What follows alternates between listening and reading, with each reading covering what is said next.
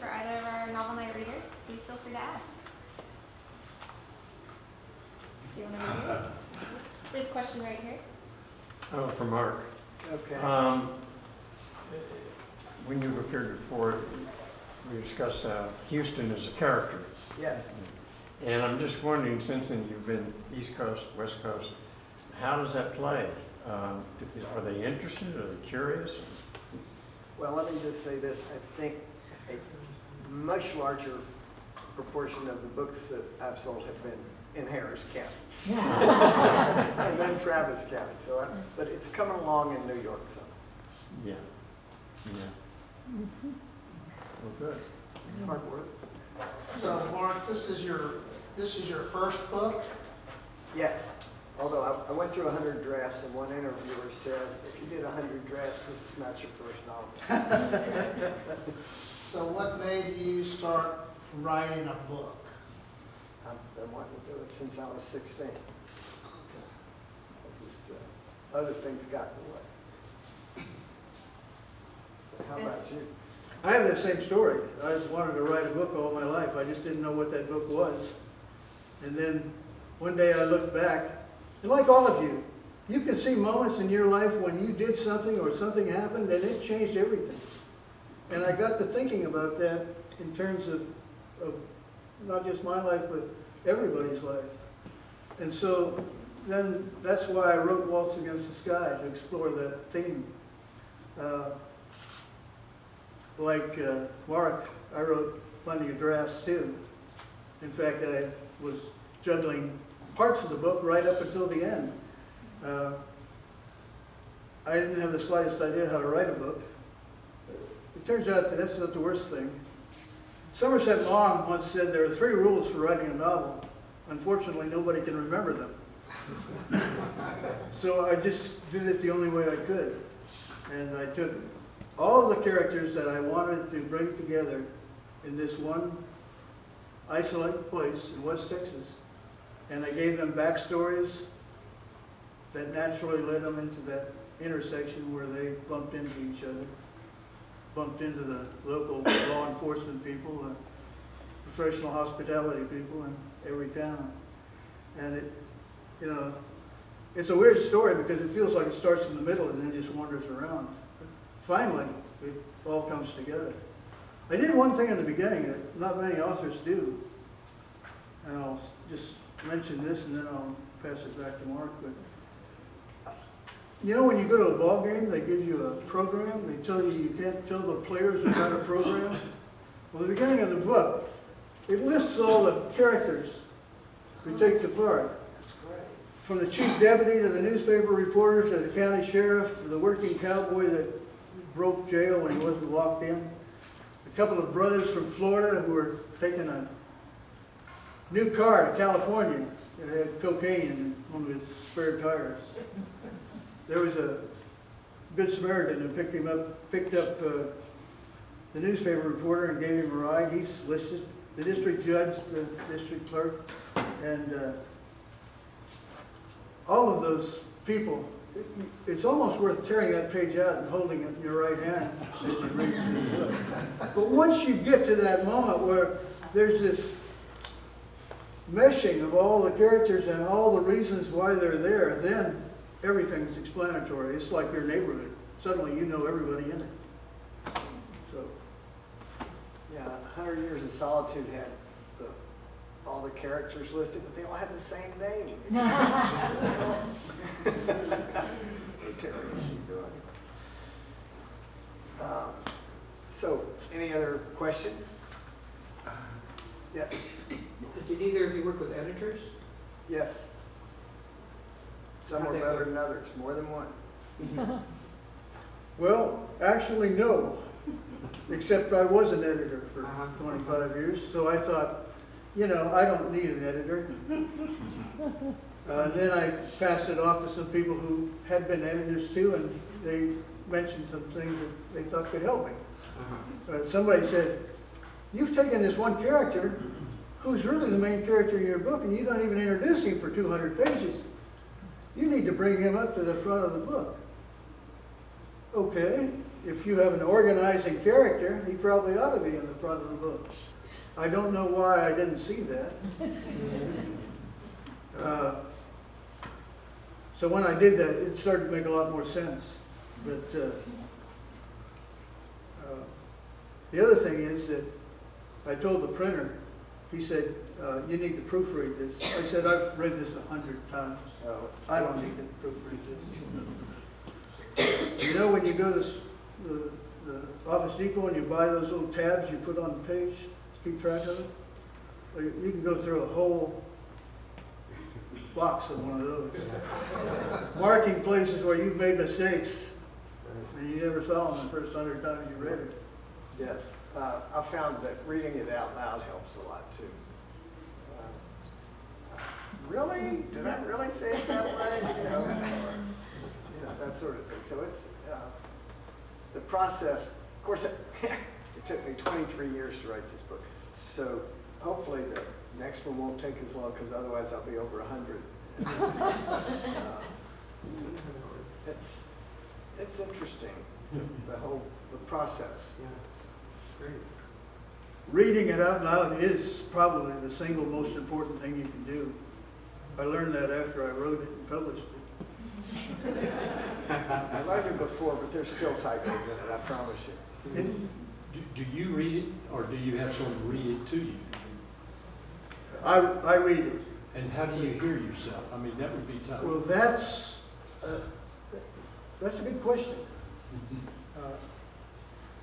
I tried to think when I was writing it that I was creating the sort of cadence and voice that worked in that place in that time. I'm not so sure now that I did it as well as I could have. People who read it. I learned to do that practicing law. So I would revise transmittal letters 4 times. I'd read them out loud. That's kind of wasteful, it sounds like, but I just, once it's out there, it's out there. Nancy. I'm wondering, when you started, were you trying to shine a light on Houston society, the Houston legal system, both in the book? Because I haven't read it, but I'm just listening to you. Okay, so I don't know if I thought about the story just occurred to me. And I sat down and wrote it. Now, I will tell you that I had gone to a family event at the Marriott on the West Loop, and I had to go to the restroom. And I go in the restroom, and I heard female voices, which I originally thought came through the vent. And then I realized I was in the wrong restroom. And I said, oh, they're going to think I'm a pervert. I got to get out of here. So, but when I got home, I thought, well, what if you overheard a conversation you weren't supposed to hear because you were someplace you weren't supposed to be? And although that scene doesn't happen until the book is about 85% done, that was the idea, and I just sat down and wrote the story. Yeah, it wasn't a novel. Like you, I didn't know how to write a novel, but hopefully I've learned since then. But what I know is Houston, and what I know is practicing law, and it turned out pretty good. Well, if you know your characters, Yeah. and believe me, I knew these characters. You can't make all this stuff up. You're gonna write a good story, and I suspect you have. There's one other point that I was going to make, that I actually finished a different book than the book that got published, because it worked itself up to where there was a bigger jailbreak and there was a showdown on the border, and everybody that read the book expected for there to be a shootout between the county sheriff and his deputies and everybody else. And I realized that was just more of the same old, same old. It wasn't the story that I wanted to tell. And so I chopped off 200 pages stopped where it said, "It's just a matter of time," and wrote another chapter of about 40 pages in virtually 2 mornings. And I think that's what, at least one reviewer said, made it a really fine book. And really wrapped the story up in the way that I intended for it to be wrapped up. You know, Yeah, I was just saying, mine was about 200 pages longer, and I thought it was magnificent. But one of the editors stressed, every word has to drive the story. And so there was 2 chapters that I thought were fantastic. I mean, really good. But if you took them out, it didn't affect the story. So I took them out, you know, and I think that was the most important thing that I learned. The first draft, believe it or not, was all dialogue. There wasn't any description. And it was because in my head, every time I wrote dialogue, I was that person that was saying it. And I just assumed, well, you know, can't you tell what's going on when they're talking? But you can't. So, learn a lot. For both of you, do you have a method in which you write a certain number of hours a day, or just when you're inspired, or how do you actually do the manual work? You answer that first. well, I try to write every day, and I write something. My wife thinks it's far too many letters to my brother and my old pals, but if I can't write the book, I write something. And then when I catch fire and I'm writing the book, I write as long as I can stay awake. I try to leave it in a place where I can pick up and go on. But that's how I write. I have no discipline. That's my answer. Greg. I liked your technique of sort of short chapters and bite size, and then you shift to another part of the story and move that along. It kept all the parts moving in roughly parallel. And I was just looking, you have 65 chapters, and the titles kind of draw the eye along, but they're also teasers. I mean, maybe that's why it draws the eye along, but it just keeps going, and you think, well, it reaches a plateau and then something happens, apparently, you see between the lines. Anyway, I thought it was very effective. Thank you. Thank you. That was not the first draft. No, The first draft, every chapter had a beginning, a middle, and an end, you know, and it doesn't work. That's not yeah, very no, this is much better. Yeah. This is much better. One of the problems I faced was that I did overlapping narratives from different points of view. And so I'd have to put the name of the point of view. And they were short chapters, most of them, except sometimes the backstories, and some people got a little bit long. But you'd be reading the sheriff's viewpoint, the deputy's viewpoint, the murder suspect's viewpoint, the reporter's viewpoint, all of those people. And it wasn't until, like I said, you reached a sort of familiarity with the neighborhood that you began to understand how each of these people fit in their place. So, then I did deliberately strange things in the book. I had a running card game with the bartender across the alleys in the newspaper office, which really I put in purposely to spell out in no certain terms my meaning.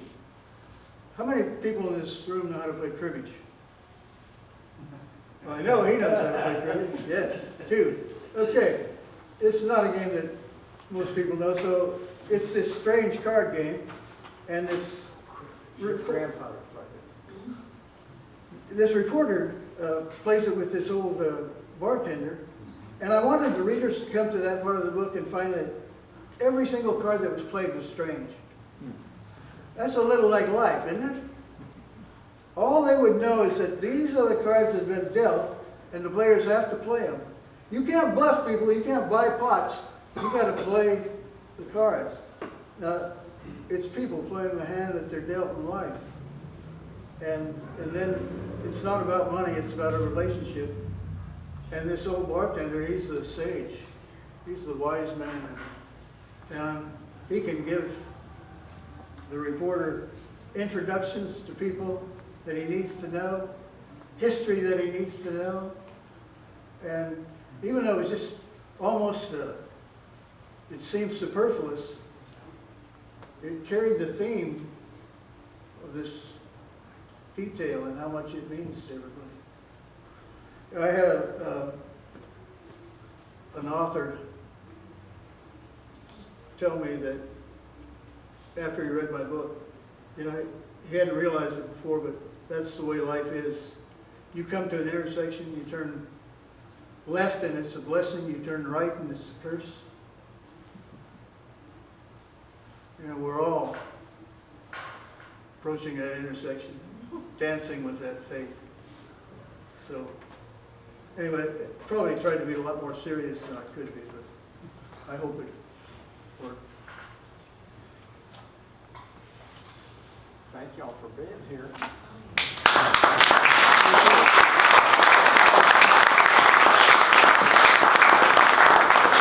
We have copies of the author's books on the long table at the back. I'm sure if you ask nicely, they'd be happy to sign them for you. Please enjoy the Great, Glenn. snacks. And remember that all fiction is 20% off.